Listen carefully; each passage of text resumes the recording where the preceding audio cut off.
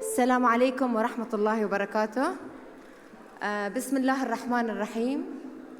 Usually when I stand behind the mic, I'm really comfortable. But I think today, since I'm going to read a speech, I'm not that comfortable. So please, ladies and gentlemen, help me to be more comfortable by being seated. We have chairs on the right side, and there will be more chairs coming. Good morning, our distinguished guests, speakers, delegates, and members of the media. On behalf of Finmark Communications, I would like to warmly welcome you all to the Mentorship Forum Middle East, the first regional event of its kind dedicated to promoting mentorship and helping our world-class companies from across the region harness its power to accelerate human capital development. This forum has been long in the making for Finmark. Throughout 2015, which was named the Year for Women in Banking and Finance by the Supreme Council of Women, we worked closely with the Council and the Central Bank of Bahrain to find ways to support the career progression of women in the sector. And mentorship was one of the initiatives that came to the forefront due largely to the efforts and strong belief in its importance by Dr. Huda Al-Masqati, who was then an executive director at the CBB and a newly reappointed board member of the Supreme Council for Women. Her passion for mentorship and personal commitment to supporting young professional women in finance as they rose up through the ranks was really what first ignited out interest and focus on the important role that mentorship can play, not only for women, but also for men. During the same year, we were also introduced to Ms. Farah Fustok, a co-founder of Reach Mentoring, which was established in the DIFC in 2013, and the first of its kind initiative to provide structured mentorship to women professionals in the region. We were equally excited by Reach's work and success, and went on to partner with them to bring Reach to Bahrain. Last year, Reach launched its first cohort in the kingdom, and later today, they will be launching their second cohort at the forum with the support of the Gulf International Bank. We are very excited to be hosting this event in Bahrain, which has long been a regional hub for human capital and talent development. And we are extremely grateful to our partners, Tamkeen, the National Bank of Bahrain with the leadership of Mr. Durand and Ms. Dana Bouhidji, and EMEC, without whose tremendous support and efforts we wouldn't have been able to make today happen. I would also like to extend a special thanks to our supporters, our mentorship partner Reach, our design partner Netix, our official carrier Gulf Air, our IT partner D3 Consultants, and our production partner Design Creative. And where is Hisham? The papers. We have been so encouraged and honored by the very exceptional group of speakers, panelists, and delegates who are lending their time and support to making today a very impactful event. Again, thank you all for coming, and we hope you enjoy and gain maximum benefits from the remarks, panels, and workshops that we have planned for today. Thank you.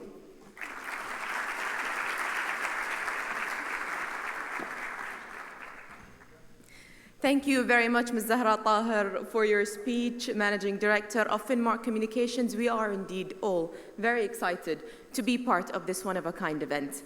Ladies and gentlemen, now I would like to invite on stage Mr. Khalid Al Rumaihi, Chief Executive Officer of Mumtalakat, to say a few words.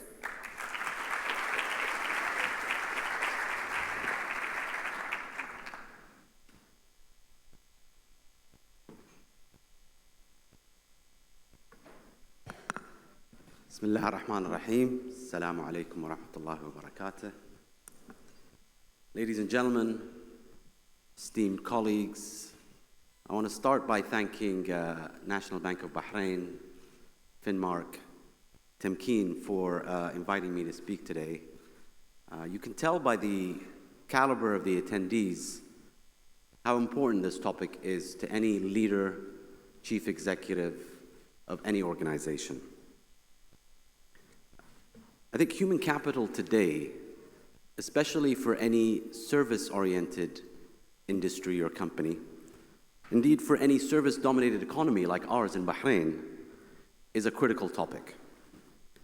And in my organization today, I think about human capital as much, if not more, than I think about financial capital every single day.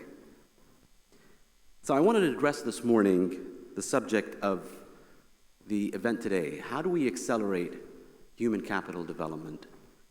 And what role does mentorship play in achieving that process?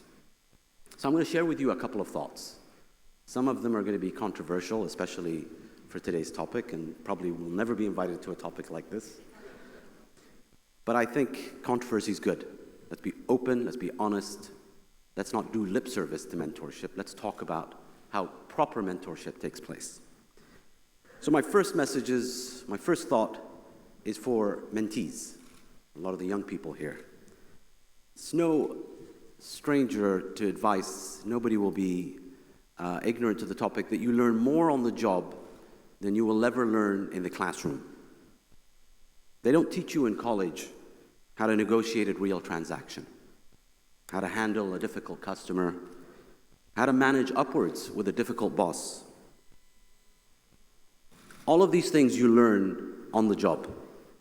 And I tell my son, he's in college, he's a freshman, I tell him, work every single opportunity you have.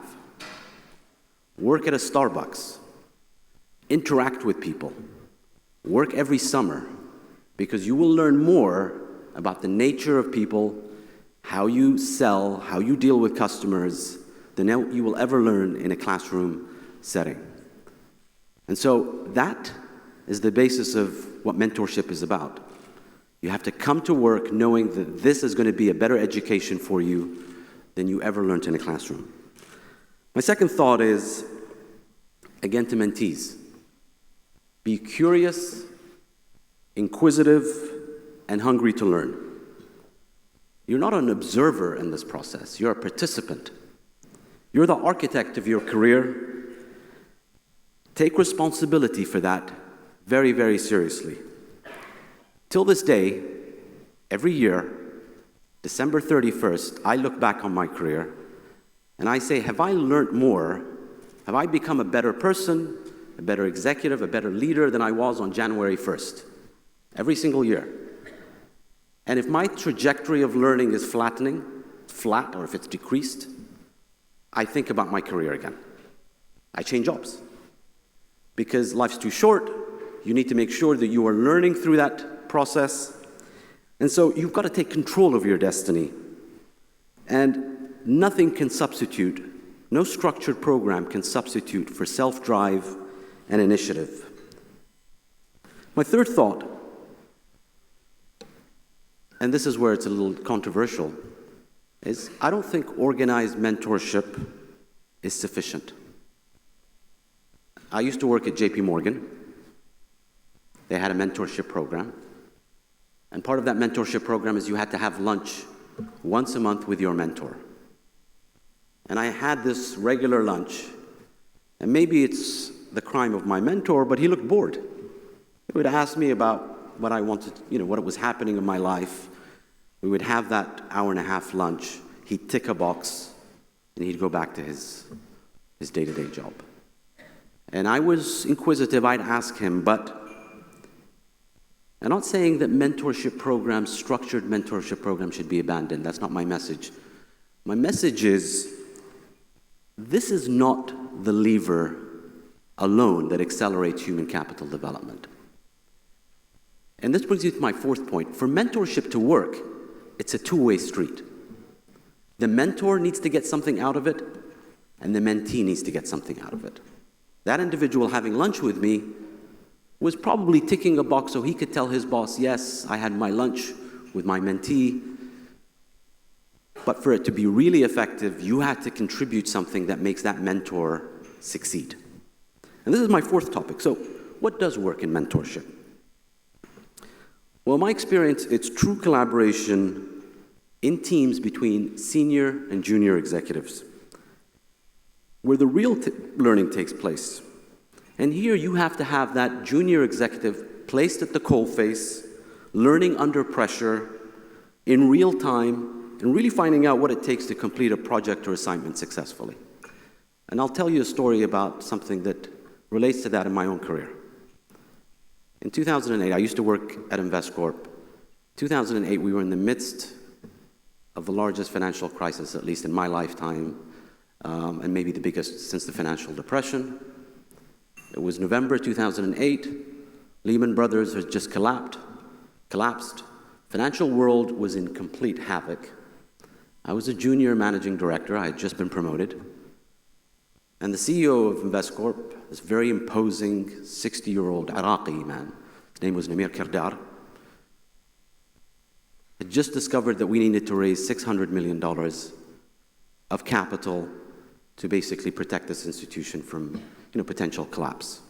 And so I was a managing director running an institutional team, plucked me from in this institution, called me to his office and said, we're going to raise this capital together, not because there was anything special, but he realized he had to do it with an institutional client base. And over that 9 months, I worked with this CEO to help achieve that. And there was no substitute to having a close interaction with him. Understanding where we got declined, where we got yeses, working through every single transaction. And it was an invaluable experience that I'll never forget in my life, of having that experience of working with this gentleman. Now, it was a two-way street. He wasn't plucking me because he was mentoring me out of community service. He was plucking me because he wanted me to do a job. So it was my obligation to sit and achieve something that would satisfy the firm's objectives. And it was intimidating, because as a young man, you're worried you make a mistake with the CEO. If you fail, guess what? Your career is dead. But that's how you learn. You learn by getting out of your comfort zone. So again, mutually beneficial relationship, two-way street. So my final thought, and this is the message to executives and leaders, is those organizations which are truly flat, which create small collaborative teams where responsibility is shared and pushed down, whereas senior executives, you reach down in the organization and pluck people and work with them for a mutual relationship, where you set the tone so that your executives do exactly the same, where institutions don't fear promoting youth, where capability, not age, matters.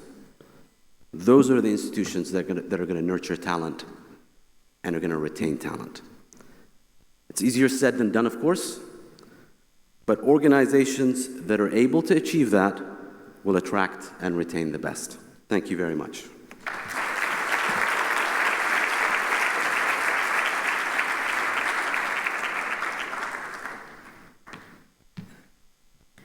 Thank you very much, Mr. Khalid Al Rumaihi, for this very encouraging introduction.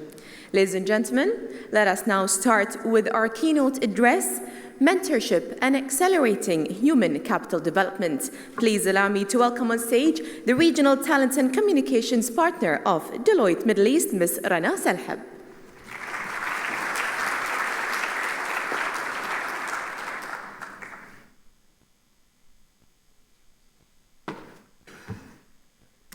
Assalamu alaikum and good morning.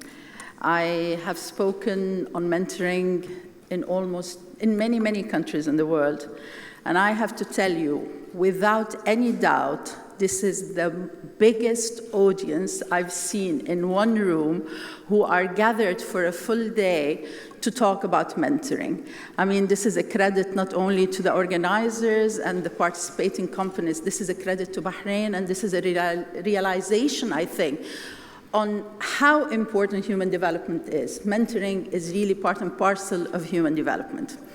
I have the privilege to have been on the advisory board of REACH since its inception in 2013, and there are also founders of REACH who will be speaking to you later on today. And to see the success of REACH and to see that what started as a small idea by these founders and expanded to reach many countries is a wonderful thing. I thought very hard of what to speak about today. I am a champion of women. I am a talent partner at Deloitte. I am involved in many aspects that tie to mentoring. Then I looked at the agenda all day and I found out you're going to have multiple panels on mentoring. And so I'm not going to speak too much of mentoring. I am going to speak about the backdrop. What are we mentoring at this time and age against? What's happening in the market? What are the new trends in the market now? And so I'm going to talk about the human, if you will allow me for a few minutes this morning with you. So we tie mentoring to that. So let's see how this works. Apparently not. Ah, it is working, sorry. So,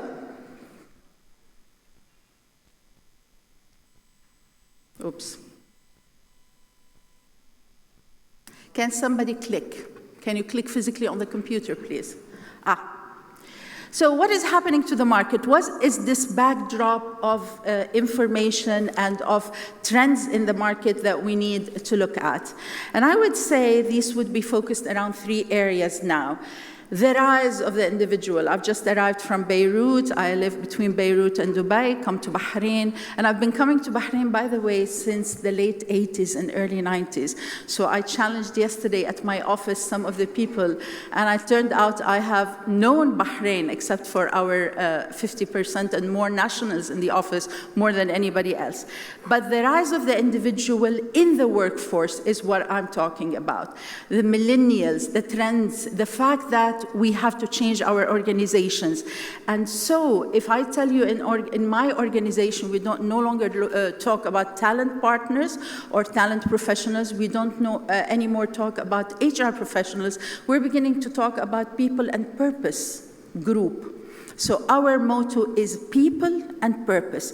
And purpose now, on the second point, is the type of organization all of us want to create so that we can attract talent. They want to know why we exist, what are we doing. They're not as interested in the financial gains, and you've all seen this in your organizations. So this is the trend that is happening in the market. Influx of technology. I'm going to speak a bit about technology, but you probably can tell your own stories. Yesterday, I was talking to the employees of Deloitte Bahrain, and one of them stood up and said, will my job be replaced by technology? And of course, their job will not be replaced by technology, but that is a real fear, and that is the vibe around technology and what's happening in technology. And the last one is not really decline in government or trust in government per se. It is a trust in that government is tackling the most important needs of organizations and society. So these are the external factors we're working against. And going back to the human, remember Maslow? I'm not a big fan of Maslow, but I want to tell you where at the top of the Maslow pyramid, where we now have to focus. Our people, your mentees, are looking for meaning.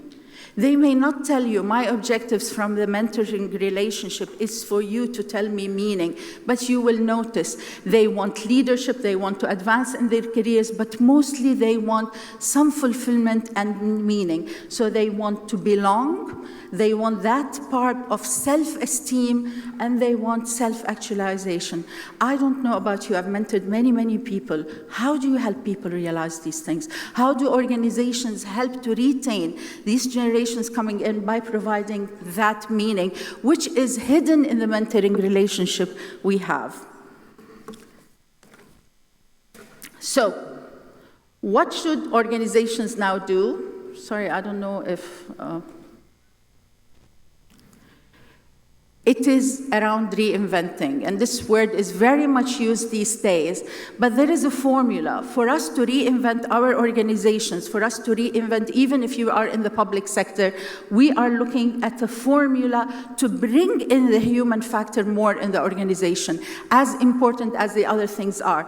The first one is technology. It is not only on how to integrate technology, and I'm going to speak in a minute about super jobs. So how do we do we mentor people and tell them, you will no longer have jobs, you are going to have super jobs, and so that they embrace technology a bit better and utilize it a bit better. The second part of the formula is how to bring the human element at work, everything to be around the human element. And the third one, on the where, is it is not the mandate of HR. We all will be making mistakes in our organizations if all this reinventing, if all this focus on human is delegated to the HR department. This is a C-suite, tone at the top transformation that is happening in organizations. And the last one, on the what, are the trends I'm going to speak about today. This research has been done by Deloitte for the last 10 years. It's the largest study in the world, longitudinal study in the world of its size. We surveyed 10,000 people last year for the trends of 2019, 400 of them from the Middle East, so I would say well represented, and you can look at the other regions in the world. We also had diversified industries, as you can see, TMT, consumer, financial services in the banking sector, professional services, and so on. The respondents were, and that's very important to me, 41% were individuals who did not belong or did not mark that they belong to organizations. And we have plenty of C-suite and vice presidents and mid-level. And lastly, these are large and small and SME organizations, so it is a well-balanced study. What were the results of this study? We divided them into 3 categories: the future of the workforce, the future of the organization, and the future of HR. I will not tackle all these trends. I will choose a few of them that are relevant for us today, but I'm happy to send you the whole study or lead you to review it a little bit further. Under the future of the workforce, one mainstay now of the world of work is the contingent workforce. It is the people who do not work for organizations. I have mentored multiple people, and in the last few years, a large portion of them did not work for organizations.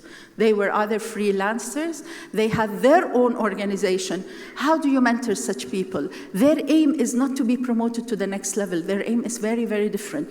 And you will have them around you because they're becoming a mainstay of the workforce. From jobs to super jobs, I'll talk about this, and I'm going to talk about leadership. I will talk about the future of the organization on the experience, employee experience. In my organization and others, we're not alone, we're talking about the applicant experience, the client experience, the employee experience, the partner experience, and this is integral to our people strategy now. What are the experiences, and how do we want that experience to be, and the customer experience as well. And on organization reform, but I will not talk about last bit today because of time constraints and because of relevance. So let's tackle them a few bits at a time. 42 million people in the US will work for themselves in 2020.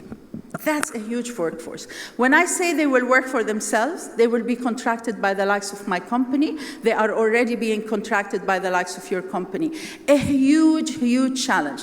Are they employees? How do I reward them? How do I engage them? How do I manage risk around their access to my information and my confidential information? How do I train them? How do I ensure they also develop, and yet they are not my employees? Uber is a huge example of almost no employees, and look at that. So this is a mainstay. And as I said, you will be mentoring, I guarantee you, people who are in this category. So this is a huge trend, and there is no other way to say it. It will increase. For me, as a champion of women advancement, this is a huge opportunity for women in the Middle East. Because when they come to the season of their life where they have to juggle family and children and so on, some do exit the workforce. We should not allow them to exit. We should, as public sector, private sector, put in certain facilitating mechanisms in the country for them to become part of that workforce and sell us their services, and so they continue their careers while they juggle all the balls. If we can't retain them in our organization, and I think we should anyway. We're not ready for it. What are super jobs? Look at that. Super jobs, again, yesterday, as I said, one of the employees said, will my job be different? I wish I remembered this. I wish I had told him, you will have a super job, because your job will be integrated to technology. So bringing in this to mentoring, you're going to have people who will say, my careers are going to change with IT, with technology, with digital. We've just opened a digital delivery center, actually, in Riyadh to serve the region, and it's very near here, and we're working with organizations on specifically this. But again, we are not the only ones. So this whole challenge on super jobs is actually very exciting. If there is one trend which has been consistent forever and which nobody is doing a good job of, it is preparing leaders for the future. In survey after survey, leave this aside, CEOs are saying that their highest priority and their highest thing that keeps them awake at night is succession planning. We keep on bringing in people from outside the organization to take the vacant jobs at the top leadership. So that is a formula that we were unable to grow leaders in our organization. And the people we're going to mentor are going to ask development and leadership skills. And that's a challenge for us as mentees and mentors. 30% only of the people we surveyed believe that we are effectively developing and addressing the challenges of leadership and succession planning, and only 18%, you can look at the other numbers. Again, I cannot but speak about women. This is a bigger problem for women. So when we come to the top and when we shortlist, we either are going to adopt quotas, and I am in favor of quotas for a period of time until we break that ceiling and the wall and the sticky ground and all these things. But the problem starts earlier in leadership. So if you are lucky enough in this room to be managing a mentoring program or mentoring women, I tell you, leadership is defined slightly differently, and it starts from the bottom with networking, with exposure, with owning their own careers, and with their leaders giving them the assignments early on so that they are, when there is a shortlist for the top position, they have a similar profile to the chap. Because what happens is they will have less experience, and then hence somebody else will be fit for the position, and you will feel as leaders you're being fair to the position and to the organization. And the last couple of points I want to make on the experience. I spoke about the multiple types of experience, and 84 of our 10,000 respondents said we need to improve the employee experience. And how do you do that? You do that by not looking at the place of work only. The experience is connected with their lives. So while I want them to have a positive experience and be productive, I want them to have agility. So we're talking a lot about agility so that they are able to balance their careers and their lives. I do not really like work-life balance. That word doesn't mean anything to me. I prefer work-life fit. Because at every stage in a cycle of an career, the fit is different. When they are young, I have absolutely no sympathy for young men and women. They can work 20 hours for all I care, because it is the learning time. I would give them the agility, but this is the priority, is the learning, the work. But later on, things get balanced. And we should have agile organization and agile working, which allows them to continue to do that. And that is on the human experience. Team sport. we are not good in this world, in the work of work, at rewarding teams. We still value the individual. The people we're going to work on mentoring with come to us, make me successful. Well, the formula is, how could you be a team member? How could you work with others to make the whole thing successful? And the last trend. Survey after survey of millennials say they want to join a learning organization. What is a learning organization? I bet in most of our banks and institutions here and public sector, we are spending huge, huge amounts of money on training, not on learning. Learning is totally different. The rise of on-the-job development, on-the-job learning, when it is needed, where it is needed, at the time it is needed, by the individual who needs it at that point in time. This is the definition of a learning organization. And it is not running workshops and renting hotels and doing all these types. It is not e-learning. We have over 50,000 e-learning courses offered to our employees. And we keep on measuring how many partake of them. Only the obligatory ones are used a lot, the mandatory ones. So the whole learning concept is a challenge, and it is one of the major trends in the organization. I'd like to end with a couple of words on closing on reinventing and talk about mentoring. So my call for you today, if this moves, is while you are having the panels, could you think of how you will be reinventing mentoring? I very much like the proposition that was made earlier about our mentees owning their careers, your son owning his development. That is a wonderful message, and that is one of the things we should make them want to do. But I'm gonna ask you, can you sponsor a little bit while you're mentoring? We are now going into sponsorship programs, but you don't have to have a very formal sponsorship program. So let me tell you how the difference between mentoring, in my viewpoint, and sponsoring. When you mentor somebody and say, I'm talking to you, I will tell you, I'm mentoring a woman who is a middle manager. She is great. Her objectives are this and this. We've been working for a year. If I add that element of sponsoring, I will tell you I'm mentoring Khadija, or I'm mentoring Khalid, who, his name is like this is his objective, and I think you can help me to work on realizing his. I know you are into this and that and the other. Would you meet Khalid and do this? That is how I sponsor him. I put his name on the table. In a meeting at my organization, I hear of an opportunity and I say, there is this person I think who could do this role. I'm no longer mentoring. I am mentoring and adding that sponsorship bit. Men and women who we mentor need you to sponsor them. They don't only need you to mentor them. And there's a whole array of activities around sponsoring, but it is as simple as that. It is taking that person, if you believe in their skills, if you believe in their, and promoting them. Thank you very much.